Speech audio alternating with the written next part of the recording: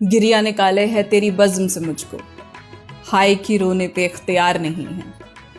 गिरिया आप कहते हैं रोने को, आंसू बहाना, द क्राइंग, द लैमेंटेशन।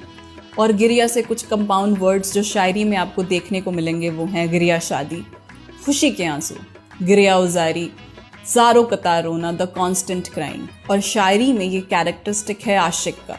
कहा जाता है एक आशिक तब तक रोता है जब तक उसकी आंख से खून न टपकने लगे। असरारुल हक मजाज, जिन्हें मजाज लखनवी के नाम से भी जाना जाता है, इस्मत आपा उनके बारे में लिखती हैं कि उनकी पॉपुलैरिटी का आलम अलीगढ़ के दिनों में ये था कि लड़कियां उनकी शायरी का कलेक्शन आहंग अपने सीने से लगाकर सोती थीं।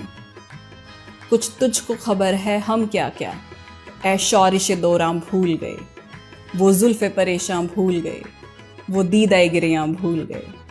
यानी कुछ तुझको खबर है, उस बगावत के दौर में मैं क्या क्या भूल गया, वो बिखरी हुई जुल्फ़े मैं भूल गया, वो रोती हुई आंखें मैं भूल गया।